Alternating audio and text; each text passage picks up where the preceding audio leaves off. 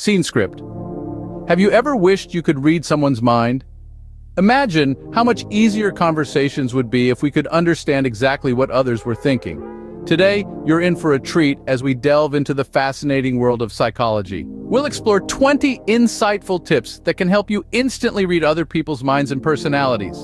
From deciphering body language to understanding the subtleties of conversation, we'll guide you through this intriguing labyrinth of human interaction. So, are you ready?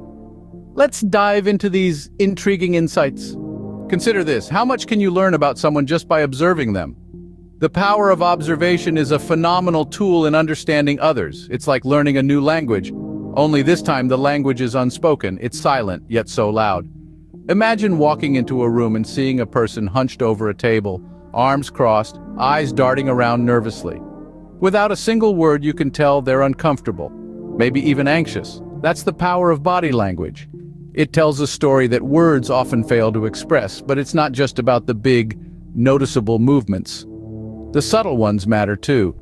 You see a quick touch on the nose, a rapid blinking of the eyes, or even an involuntary twitch of the lips can be revealing. These micro-expressions, as fleeting as they are, can be a window into a person's true feelings or thoughts. They're like a secret code, waiting to be deciphered.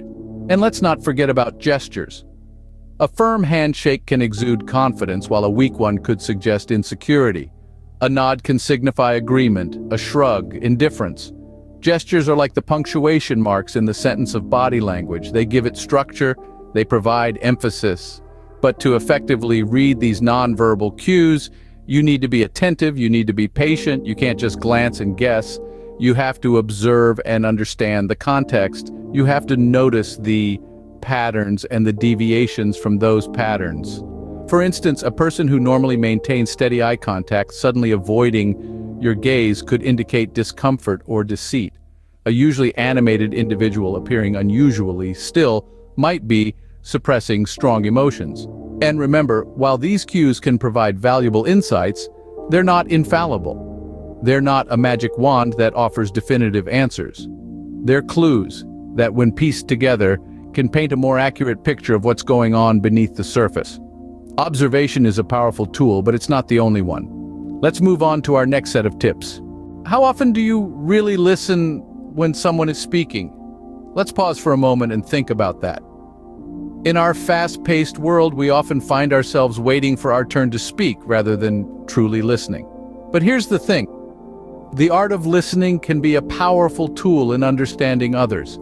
Active listening goes beyond just hearing the words that are being said. It's about tuning into the speaker's tone of voice, the words they choose, and their conversation style. This can reveal a treasure trove of information about the speaker's character or emotional state. For instance, someone's tone of voice can hint at their true emotions. A cheerful tone might indicate happiness, but if it's forced, it could be a mask for sadness or discomfort. Similarly, a calm, steady voice might reflect a person's composed nature, while a shaky or hesitant voice could suggest nervousness or insecurity. The words people choose can also provide insights into their mindset. Someone using lots of positive language might be an optimist, while a person leaning towards negative words could be going through a tough time. Pay attention to the words that people use frequently.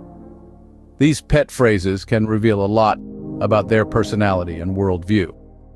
Another aspect to consider is the conversation style. Some people are open books, sharing their thoughts and feelings freely. Others may be more guarded, revealing little about themselves. This can tell you about their level of comfort with vulnerability, their trust in others, or their need for control. Active listening is also about noticing what isn't being said. The pauses, the sighs, the unspoken words hanging in the air. These can be just as telling as the spoken words. These silent moments can reveal a person's hesitations, their doubts, or their unvoiced thoughts. Remember, active listening isn't a one-way street. It's a dialogue, a dance of sorts, where you respond to the speaker's words and emotions with empathy and understanding. It's about being present, being open, and being willing to step into the speaker's shoes. Listening isn't just about hearing words, it's about understanding the person behind them. So the next time you find yourself in a conversation, take a moment to truly listen. You might be surprised at what you discover. Can you put yourself in someone else's shoes? an intriguing question, isn't it? But what it's really asking is, are you capable of empathy? Empathy, my friends, is not just about feeling sorry for someone, it's about comprehending their perspective, understanding their emotions, and discerning their motivations. Imagine you're at a party, you notice someone sitting quietly in the corner, not engaging with anyone. Now you could easily dismiss them as antisocial. But let's pause and employ empathy. Maybe they're just shy, or perhaps they're nursing a broken heart.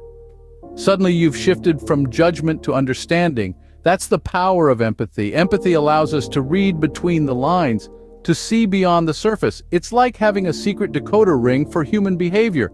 For instance, when someone is being overly defensive, empathy can help us recognize that they might be feeling insecure or threatened. Rather than reacting negatively, we can approach them with kindness and understanding. But how can we cultivate empathy?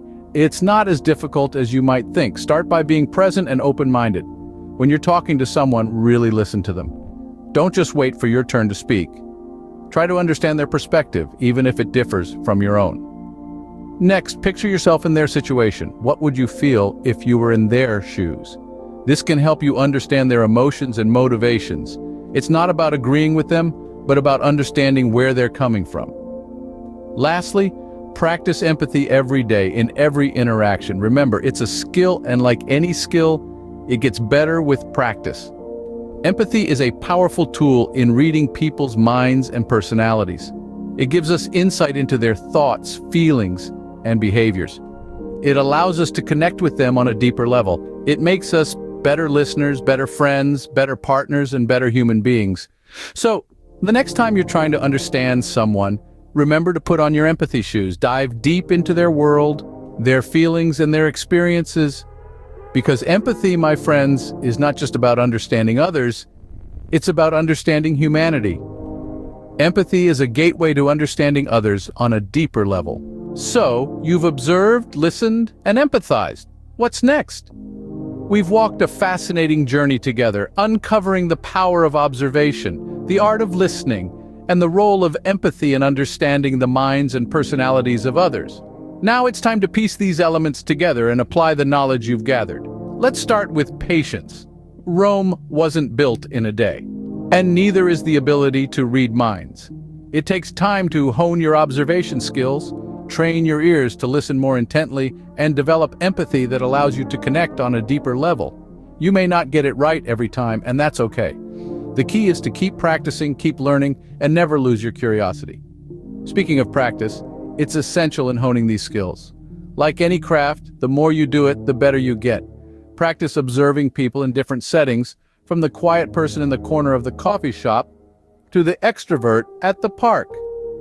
Listen actively during conversations, not just to respond, but to understand. Let empathy guide your interactions, allowing you to resonate with others' feelings and perspectives.